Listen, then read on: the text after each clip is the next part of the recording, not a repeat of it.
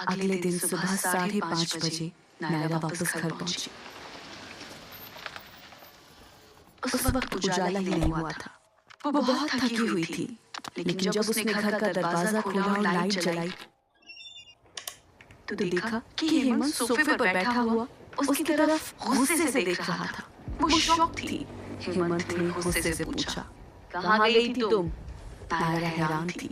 शादी के 3 सालों में हेमंत ने हर रात घर से बाहर गुजारी, लेकिन आज जब वो एक रात घर वापस नहीं आई तो हेमंत उससे सवाल कर रहा है।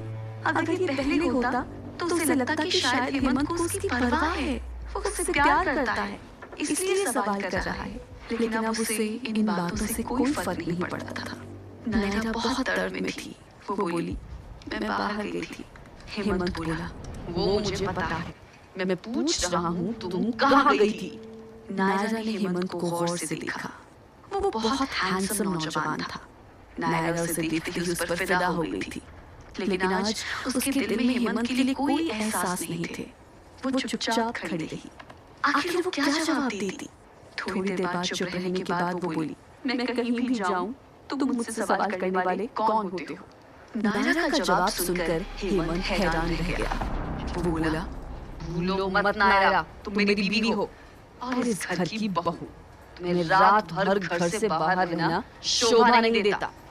नायरा बोली, अगर ऐसी बात है तो तुम ही मेरे पति हो, फिर तुम क्यों हर रात बाहर गुजारते हो? नायरा के सवाल ने हेमंत का गुस्सा और भड़का दिया। वो नायरा का चेहरा देखते ही समझ गया था कि नायरा के साथ क्या हुआ है, इसलिए उसे अपना गुस्सा कंट्रोल नहीं हो रहा था। उसकी बीवी ने किसी और के साथ रात बिताई थी। नायरा आगे बोली, जब तुम अपनी गर्लफ्रेंड के साथ रात गुजारते हो तो कभी सोचा है मुझे कैसा फील होता होगा? हेमंत चिढ़कर बोला, मैं मर्द हूँ, मैं जो चाहे कर सकता हूँ, तुम्हारी मुझसे सवाल करने की औकात नहीं है। ये कहकर हेमंत नायरा के पास आया और उसके टॉप की कॉलर पकड़कर नायरा को चेक करने लगा। उसके गले में लव बाइट्स देखकर हेमंत का चेहरा गुस्से से लाल हो गया। वो चिल्लाया, किसके साथ रंगरलियां मनाकर आ रही हो? आखिर है कौन वो? नायरा मुस्कुराई और बोली, मैं क्लब गई थी। मैंने सोचा मैं भी तुम्हारी तरह थोड़ा एंजॉय कर लूं, बस वही करके आ रही हूं। हेमंत नायरा का जवाब सुनकर शॉक था। वो बोला, मुझे पता नहीं था कि तुम इतनी बेशर्म हो।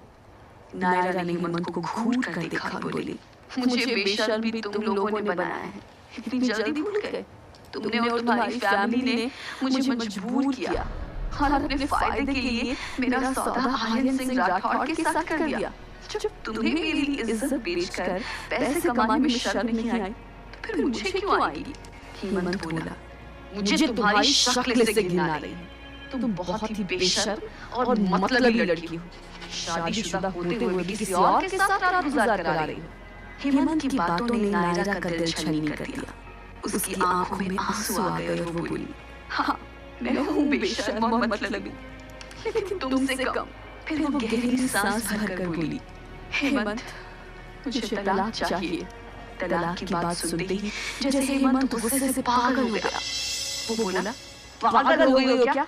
तलाक का ख्याल भी तुम्हारे मन में आया कैसे? नायरा अपने गुस्से पर काबू नहीं रख सकी और बोली, क्यों? क्या गलत कहा मैंने? तुमने और तुम्हारे बाप ने मिलकर मेरी जिंदगी बर्बाद कर दी और अब क्या मेरी जान लेना चाहते हो तुम? नायरा किसी के लिए बलि का बकरा नहीं बनना चाहती थी। उसके दिल में हेमंत के लिए जो फीलिंग्स थी वो खत्म हो चुकी थी। फिर उसे किस बात का डर? हेमंत को नायरा की बात सुनकर गुस्सा आ गया। वो बोला, मुझे छोड़कर कहाँ जाओगी तुम? घर से बाहर निकलते ही तुम्हें पता नहीं कितनी मुश्किलों का सामना करना पड़ेगा। नायरा सुनकर हंसी और बोली, और तुम्हें लगता है कि मैं इस घर में सेफ हूँ? तुम भूल गए कि तुमने कैसे मुझे ड्रग देकर आर्यन के पास भेजा था? हेमंत चिढ़कर बोला, अगर तुम्हें उस बात से इतनी ही प्रॉब्लम है तो फिर तुमने उस रात के बाद खुदकुशी क्यों नहीं कर ली? तुम्हें शर्म क्यों नहीं आई जब आर्यन ने तुम्हें इतना टॉर्चर किया कि तुम्हें हॉस्पिटल में भर्ती होना पड़ा? तब तुम क्यों नहीं मर गई? नायरा उसकी बात सुनकर दंग थी। हेमंत ऐसा कहेगा कि उसने कभी नहीं सोचा था। उसे एक-एक करके सारी पुरानी बातें याद आ रही थी। हेमंत ने 3 साल तक उससे इस बारे में कोई बात नहीं की, लेकिन अब डिवोर्स का नाम सुनते ही उसके अंदर का जहर बाहर निकल रहा था। नायरा को एहसास हुआ कि अब उसके दिल में हेमंत के लिए कोई एहसास नहीं बचा था, नफरत का भी। नायरा गुस्से से चीखी, मैं क्यों अपनी जान दूं? शर्म से डूब कर मरने वाला काम तो तुमने किया था, फिर तुम अपनी जान क्यों नहीं देते? तुम इतने घटिया इंसान हो हेमंत, पैसों के लिए तुमने अपनी बीवी को किसी और के साथ सुला दिया और तुम्हें लगता है कि तुम इससे बड़े बिजनेसमैन बन जाओगे। अरे अगर इज्जत और शोहरत पानी है तो उसके लिए मेहनत करना सीखो। वैसे भी तुम इज्जत पाना डिजर्व नहीं करते। ये सुनते ही हेमंत का चेहरा गुस्से से लाल हो गया। उसने नायरा का गला पकड़ा और गुस्से से बोला, अच्छा तो मैं बेशर्म हूँ, तुम उससे भी ज्यादा बेशर्म औरत हो। हेमंत के गला दबाने की वजह से नायरा की सांस अटकने लगी। वो खुद को छुड़ाने की कोशिश करने लगी, लेकिन हेमंत ने उसका गला और जोर से दबाना शुरू कर दिया। वो बोला, बेशर्म औरत, मैं तुम्हारी जान ले लूंगा।